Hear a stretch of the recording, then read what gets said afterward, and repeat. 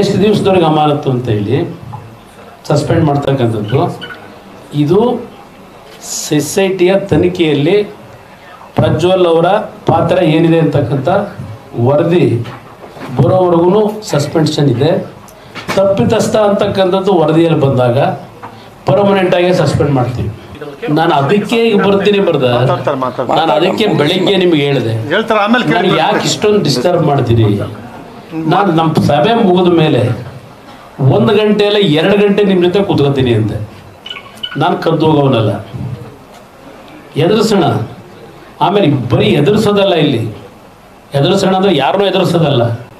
ಇಂಥ ಒಂದು ಘಟನೆಗಳ ಮುಖಾಂತರ ನಮ್ಮ ಕುಟುಂಬದ ವರ್ಚಸ್ಸನ್ನು ಸಂಪೂರ್ಣ ಹಾಡು ಮಾಡಬೇಕು ಅಂತಕ್ಕಂಥದ್ದು ಒಂದು ಹುನ್ನಾರ ಇದೆ. ಇಲ್ಲಿ ಇರತಕ್ಕಂಥದ್ದು ಮಹಿಳೆಯರಿಗೆ ರಕ್ಷಣೆ ಕೊಡಬೇಕು ಅನ್ನೋದಲ್ಲ. ಈ ಒಂದು ಪ್ರಕರಣವನ್ನು ಉಪಯೋಗ ಮಾಡಿ ದೇವೇಗೌಡರ ಹೆಸರನ್ನ, ಕುಮಾರಸ್ವಾಮಿ ಹೆಸರನ್ನ ಪದೇ ಪದೇ ಮಾಧ್ಯಮದ ಮುಂದೆ ಯಾರು ತಂದಿದ್ದಾರೆ? ದೇವೇಗೌಡರಿಗೂ ಕುಮಾರಸ್ವಾಮಿಗೂ ಸಂಬಂಧ ಏನು ಈ ಪ್ರಕರಣಕ್ಕೂ? ನರೇಂದ್ರ ಮೋದಿಯವ್ರನ್ನ, ಪ್ರಜ್ವಲ್ ರೇವಣ್ಣವ್ರನ್ನ ಟ್ಯಾಗ್ ಮಾಡಿ ಇಡೀ ದೇಶದಲ್ಲಿ ಸೋಷಿಯಲ್ ಮೀಡಿಯಾದಲ್ಲಿ ಹರಿತಾ ಇದೆಯಲ್ಲ. ಈಗ ನರೇಂದ್ರ ಮೋದಿಯವರು ಉತ್ತರ ಕೊಡಬೇಕು ಅಂತೇಳಿ. ನರೇಂದ್ರ ಮೋದಿಯವ್ರಿಗೂ ಇದಕ್ಕೂ ಸಂಬಂಧ ಏನು? ಅವ್ರ ಪಾತ್ರ ಏನಿದೆ?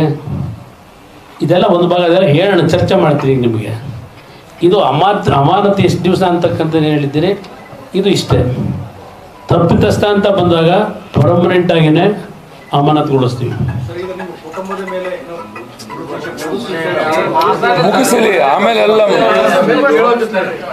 ನಾನು 5 ನಿಮಿಷದಲ್ಲಿ ಆಗಲ್ಲ ಇದು.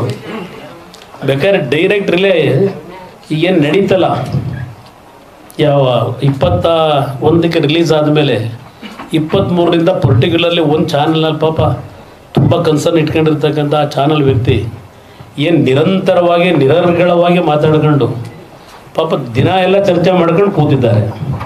ನಾನೊಂದು 2 ಗಂಟೆ ಮಾತಾಡೋದು ಜನತೆ ಮುಂದೆ ಇಟ್ಬಿಡಿ, ಜನತೆಯ ತೀರ್ಮಾನಕ್ಕೆ ನಾನು ತಲೆ ಬಾಗ್ತೀನಿ.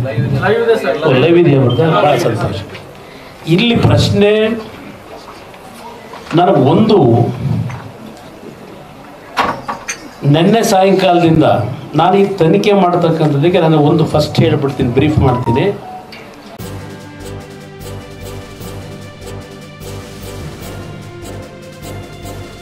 ಇದು ಮಾನವೀಯ ಸಂದೇಶದ ಜನವಾಹಿನಿ.